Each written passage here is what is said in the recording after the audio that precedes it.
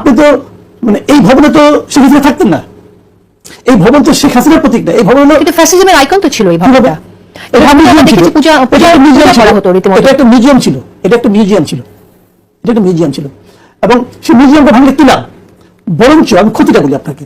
ক্ষতিটা কোথায়? ক্ষতিটা হলো ইন্টারন্যাশনালি এই ঘটনাটাকে পজিটিভলি দেখার কোনো কারণ দেখি না আমি। এটা যদি আপনি 5ই আগস্টে ভেঙে দিতেন তখন বলতে পারতেন একটা মব ছিল, গভর্নমেন্ট ছিল না। 6 তারিখে ভাঙতেন, গভর্নমেন্ট ছিল না। 7 তারিখে ভাঙতেন, তাও গভর্নমেন্ট ছিল না, বলতে পারতেন কোনো গভর্নমেন্ট ছিল না, কেউ ছিল। এখন একটা গভর্নমেন্ট আছে, লিগাল গভর্নমেন্ট আছে, আমি এটাকে লিগাল গভর্নমেন্ট বলি।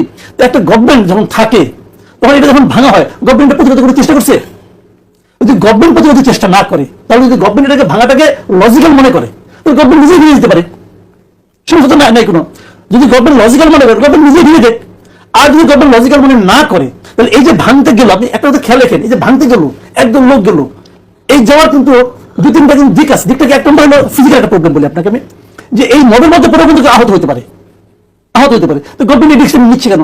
1 নম্বর। 2 নম্বর হলো এই যে যাওয়া আসার ঘটনা, এটা কিন্তু ওখানে প্রচন্ড জ্যাম হয়েছিল। আমার বাসার দিকে আপনাদের গাড়ি আমাকে আনতে গিয়েছিল, যেতে পারে না কিন্তু এই মবের কারণে, তারপরে তো উল্টা হয়ে থেকে আসতে হয়েছে। তো এটা তো মানুষের ভ্রান্তি হয়েছে। আচ্ছা, 3 নম্বর যে কথাটা, সেটা হলো ইন্টারন্যাশনালি এই গভর্নমেন্টের আইন শৃঙ্খলা রক্ষার ক্ষেত্রে যে ক্যাপাবিলিটি, এটা নিয়ে কিন্তু প্রশ্ন উঠবেই, ফেলতে পারবেন না।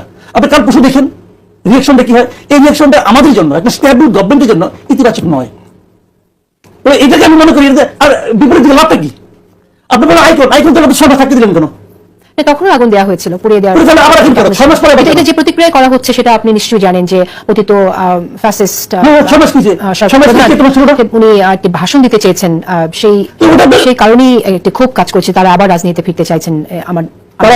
রাজনীতি ফিরতে চায় বলি, আওয়ামী লীগ রাজনীতি ফিরতে চায়। দেখেন এখানে কিন্তু কতগুলি জিনিসগুলো মানে আমার বিবেচনা, আমি যেভাবে দেখি আর কি, যে ঘটনাগুলো ঘটেছে গত 17 বছর 18 16 বছর ধরে আওয়ামী লীগ যে অপকর্ম, আওয়ামী লীগ বলবো না, আমি বলবো যে গভর্নমেন্ট, শেখ হাসিনার নেতৃত্বে যে গভর্নমেন্ট ছিল এবং তার নেতৃত্বে যে আওয়ামী লীগ ছিল, তারা সারা দেশে যে সন্ত্রাসের রাজত্ব কায়েম করেছে, যে আপনার মানে সব দিক দিয়ে যে ফ্যাসিলিটি শাসন কায়েম করেছে, এর জন্য দায়ী ব্যক্তিদের আমি মনে করি প্রত্যেকটা লোকের শাস্তি হওয়া উচিত। এমনকি যদি উপজেলা পর্যায়ে কেউ করে থাকে তারও শাস্তির আওতায় আনা উচিত। এটা আমি মনে করি, আমি পার্সোনালি এটা মনে করি। শেখ হাসিনা তো আনাই উচিত, তাকে শাস্তি দেওয়া উচিত। কিন্তু আপনি যখন এটাকে যখন আপনার দলীয় ভাবে যে আওয়ামী লীগ কেন রাজনীতি করবে, যেটা আপনি বলেন, তাহলে আমি একমত না। কিন্তু আওয়ামী লীগ দলটা তো আদর্শ ভিত্তিক রাজনীতি করে এসেছে, সেই জায়গায় আওয়ামী লীগের এই আদর্শের জায়গায় যদি আপনি পরিবর্তন না দেখেন, যে আদর্শকে ভিত্তি করে তারা ফ্যাসিজম কায়েম করেছে, গণতন্ত্রের কোনো পরিবর্তন নাই, যে আদর্শ আমরা আওয়ামী লীগ দলীয় ভাবে কোনো তাদের কোনো রেজলিউশন নিয়েছে, গঠনতন্ত্র পরিবর্তন করেছে যে আমি এটা করলাম না, এটা করবো বলছে, বলেনি। এটা হলো আওয়ামী লীগের যিনি নেতা ছিলেন তিনি এই কাজগুলি করেছেন। দেখেন আমি একটা কথা বলি, এই যে আমাদের একটা সংবিধান ছিল, এই সংবিধান কোথাও লেখা ছিল যে প্রাইম মিনিস্টারের বোন প্রাইম মিনিস্টারের সঙ্গে সকল রাষ্ট্রীয় অনুষ্ঠানে যাবেন? আছে লেখা? নাই। তুমি তো নিয়ে গেছে না? তার মানে উনি ওনার দেশটাকে ওনার প্রত্যেক সম্পত্তির মতো ব্যবহার করেছে, গাইড ধরে করেছে। সংবিধানের জোর একটা আছে, সংবিধানটাকে প্রশ্ন করার জায়গা দেয় নাই, এটা জায়গাটা আছে, অস্বীকার করবো না আমি। কিন্তু উনি তো তাও লেখা নাই, কিন্তু উনি তো নিজের মানে ব্যক্তিগত যে স্বৈরাচারী মনোভাব তার কারণে এটা করেছেন। তো আপনি যদি মনে করেন যে আওয়ামী লীগ দলটা ইটসেলফ স্বৈরাচারী, আওয়ামী লীগ দলটা, তো দলটাকে নিষিদ্ধ করে দেন। নিষিদ্ধ করেন না কেন? আপনি কি মনে করেন যে নিষিদ্ধ করা উচিত? আমার মনে করেন আসে না। তো আমি তো মত জানতে চাইছি না, আমি এই প্রশ্নটা আমাদের অপ্রাসঙ্গিক।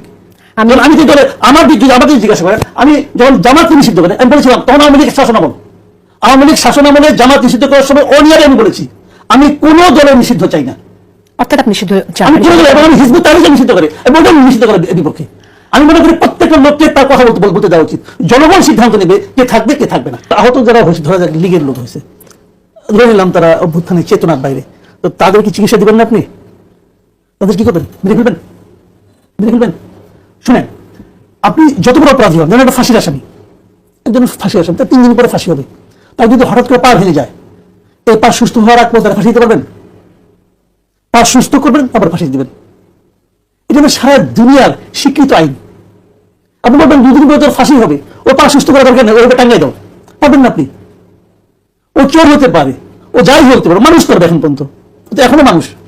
তো আমার কথা হলো কি, আমার রাষ্ট্র অঙ্গীকারবদ্ধ যে রাষ্ট্রের প্রত্যেকটা মানুষকে চিকিৎসার সুব্যবস্থা করবে, রাষ্ট্র অঙ্গীকারবদ্ধ। কিন্তু এখন যেহেতু আমার রাষ্ট্রের সামর্থ্য কম, সবাইকে পারে না, আর যেহেতু একটা বড় কজ এখানে আছে যে আমরা একটা বড় কাজ করেছি, একটা অভ্যুত্থান ঘটিয়েছি, আমরা স্বৈরাচারের পতন ঘটিয়েছি, কাজে এই স্বৈরাচারের পতন ঘটাতে যে যারা আহত হয়েছেন তারা অবশ্যই অগ্রাধিকার পাবে, তারা সর্বোচ্চ সুবিধা পাবে। কিন্তু 6 মাস পরেও যদি আহতদের শীতের রাতে রাস্তায় নামতে হয়, সেখানে আহত লীগ থাকুক আর আহত শিবির থাকুক অথবা আহত বৈষম্যবিরোধী ছাত্রদল থাকুক, না গণঅভ্যুত্থানে যারা আহত হয়েছে অংশগ্রহণ করে এই অভ্যুত্থানে চিকিৎসা ঠিকমতো দেওয়া হয়নি, ভাই একটু ঝামেলা আছে, মানুষ তো এই পর্যন্ত আসবে কেন? সকলে আসছে, আমরা যখন হুইল চেয়ার তারা চলে আসছে যমুনার সামনে পর্যন্ত শীতের রাত্রে, ওখানে পিকনিক করতে আসছে ভাই, পিকনিক করতে আসছে, পিকনিক করতে আসে নাই। সংকটটা আছে। ও বললো না একজন মন্ত্রীর কথা যে তার হেডম নাই, বললো ঠিক আছে ভালো কথা। স্বাস্থ্যমন্ত্রী আমি মনে করি একই জিনিস, ওনার সেই যোগ্যতা নাই। আমাদের যিনি স্বাস্থ্য উপদেষ্টা আছে ওনারও সেই যোগ্যতা নাই, উনি ক্যাপাবল নন আসলে। এটা শুরুর দিন থেকে আমি বলতেছি। এবং এই ঘটনার এই এখন যে চিকিৎসাটা চলছে, আমি তো নিজে আমার সঙ্গে একটা প্রোগ্রামে হাসান আব্দুল্লাহ ছিল, এটা হলো আপনার অগাস্টের খুব সম্ভবত 15 কি 16 তারিখে, ওই সময় হাসান আব্দুল্লাহ অভিযোগ করতেছিল যে 7 দিন হয়ে গেল আপনি কি করতেছেন, এবং যতটুকু চিকিৎসা এখন হচ্ছে এটাই ছাত্রদের দাবির কারণে হচ্ছে, ওনার যোগ্যতার কারণে হচ্ছে না। উনি অযোগ্য, ভদ্রমের অযোগ্য, টোটালি ফেল করছে উনি। এই যে ব্যর্থতাগুলো, ব্যর্থতার দায়টা আসলে তাহলে কার উপর যাবে? ডক্টর ইউনূস উপর যাবে।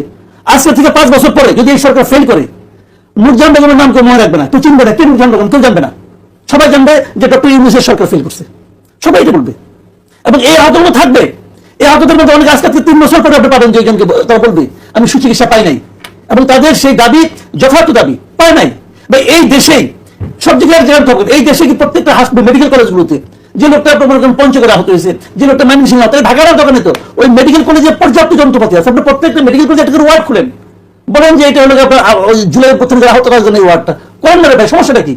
যদি লোক না থাকে তো অন্য লোক ঢুকবে, কিন্তু ওদের অগ্রাধি, ওদের ওয়ার্ড করেন না, করতে সমস্যাটা কি? করে নাই কেন? আসলে সদিচ্ছা এবং জানা যে আমাকে কি করতে হবে, কিভাবে করবে। আমি আরেকটা কথা বলে শেষ করি এখানে, কিভাবে করবে।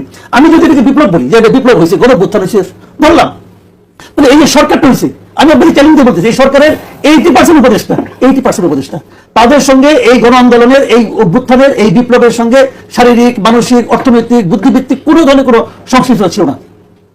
কেউ একদিন চিন্তাও করেন নাই, এরকম লটারি পাওয়ার মতো উপদেষ্টা।